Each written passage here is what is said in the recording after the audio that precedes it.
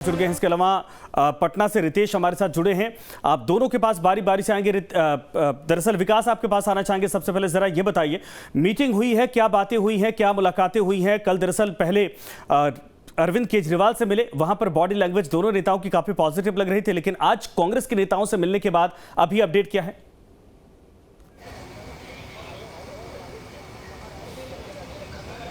देखिए, मैं अभी मल्लिकार्जुन खड़गे के घर के बाहर ही हूं और थोड़ी देर पहले ये बैठक खत्म हो गई है। राहुल गांधी भी निकल गए, नीतीश कुमार भी निकल गए।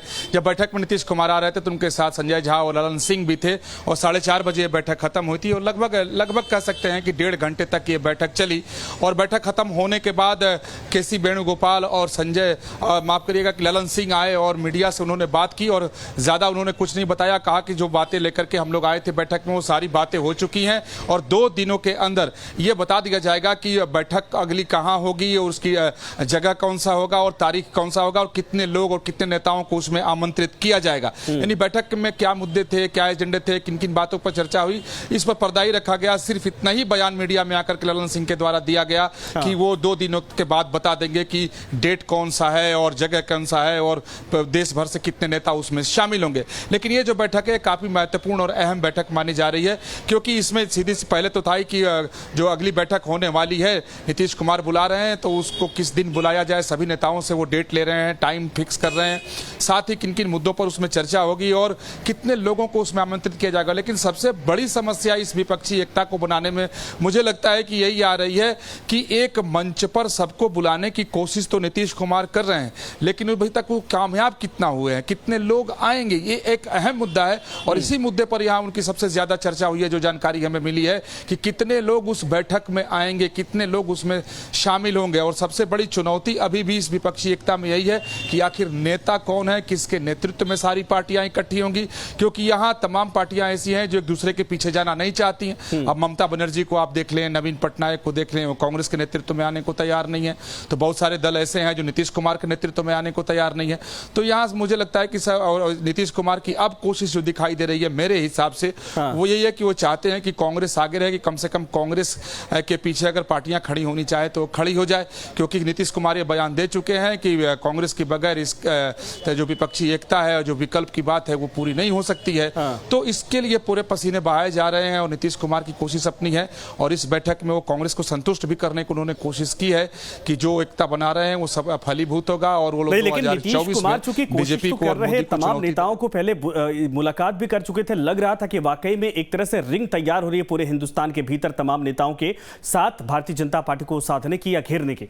लेकिन इन सब के बीच में जब कर्नाटक में अरविंद केजरीवाल को नेता नहीं दिया जाता है, ममता बनर्जी को बुलाया नहीं जाता है और दूसरे 1-2 और नेताओं को नहीं बुलाया जाता, वो पहुंचते नहीं हैं, तब सवाल खड़े हो जाते हैं। मैं आऊंगा दोबारा आपके पास। रितेश, जरा ये बताइए कि इस मुलाकात को लेकर पटना में भी हलचल क्या है?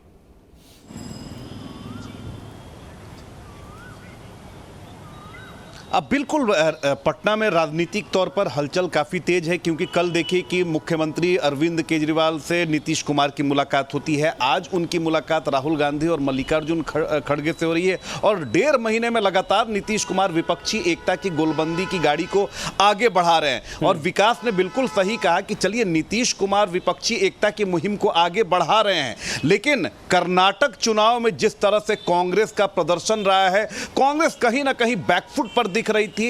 अब कांग्रेस के नेता जिस तरह से बयानबाजी कर रहे हैं, जिस तरह से उनकी बॉडी लैंग्वेज दिख रही है, यह बताने के लिए काफी है कि कांग्रेस अब फ्रंट फुट पर खेलने के लिए तैयार है। और खास बात इसमें यह है कि कांग्रेस अब अपनी शर्तों पर विपक्षी एकता के मुहिम को आगे बढ़ाएगी और यही कारण है कि कांग्रेस ने सिंबोलाइज कर दिया और मैसेज दे दिया उन तमाम नेताओं को जिन्हें बीजेपी से भी परहेज है और कांग्रेस के लिए कभी वो ज्यादा नुकसानदायक रहे हैं। चाहे केसीआर की बात कर ले, आप देख लीजिए, ममता बनर्जी की बात कर ले, अरविंद केजरीवाल को, इन कई नेताओं को कर्नाटक में जब सीएम का शपथ ग्रहण समारोह हो रहा था उन्हें निमंत्रण नहीं दिया गया। तो एक तरफ तो मुख्यमंत्री नीतीश कुमार सारे विपक्षी दलों को एक मंच पर लाने की कवायद कर रहे हैं, लेकिन दूसरी तरफ जिस तरह से कांग्रेस अपना बॉडी लैंग्वेज दिखा रही है, जिस तरह से उसके नेता बयानबाजी कर रहे हैं, बिल्कुल कहा जा सकता है कि विपक्षी मुहिम की जो ये गाड़ी आगे बढ़ रही है उसकी की राह इतनी आसान नहीं है, क्योंकि एक मंच पर सभी नेताओं को एक साथ लाना टेढ़ी खीर साबित होगी। कांग्रेस के साथ बहुत सारे लोग नहीं जाना चाहते हैं, तो बहुत सारे लोगों को नीतीश कुमार का नेतृत्व स्वीकार नहीं होगा। और इन तमाम समस्याओं जाहिर से सी बात है, आपने कहा, लेकिन तेजस्वी भी पहुंचने वाले थे या तेजस्वी क्यों नहीं गए, इसको लेकर भी सवाल खड़े हो रहे हैं। वो जवाब मैं आपसे लूंगा। जरा ललन सिंह उसके बाद यानी मीटिंग के बाद क्या कुछ उन्होंने कहा है सुनिए, उसके बाद चलेंगे फिर अपने संवाददाताओं के पास। आज मीटिंग में क्या रहा? आज मीटिंग में विपक्षी एकता के बारे में जो सहमति बनी हुई थी, उस सहमति पर विस्तार से चर्चा हुई और विपक्षी एकता के लिए सभी दलों की बैठक जगह और समय और तिथि ये 1 से 2 दिनों में तय करके आपको बता दिया जाएगा। मीटिंग कहाँ होगी, कब होगी, कौन कौन लोग उसमें आमंत्रित।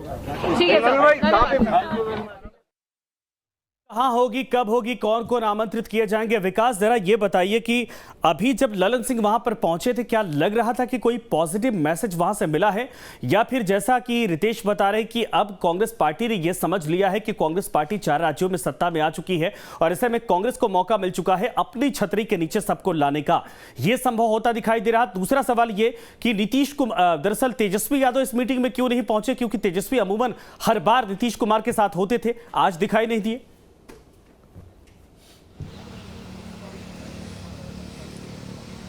देखिए, पहले मैं तेजस्वी के बारे में बात करूं कि तेजस्वी यादव अरविंद केजरीवाल के पास जब नीतीश कुमार गए थे तो तेजस्वी यादव उनके साथ थे और हर मुकाम पर सहयोग देने की बात भी तेजस्वी यादव की तरफ से की जाती है। लेकिन आज ये अहम बैठक थी जिसमें राहुल गांधी भी मौजूद थे, मल्लिकार्जुन खड़गे थे, केसी वेणुगोपाल थे, लेकिन इसमें तेजस्वी यादव नहीं आए और लगातार उनकी प्रतीक्षा होती रही।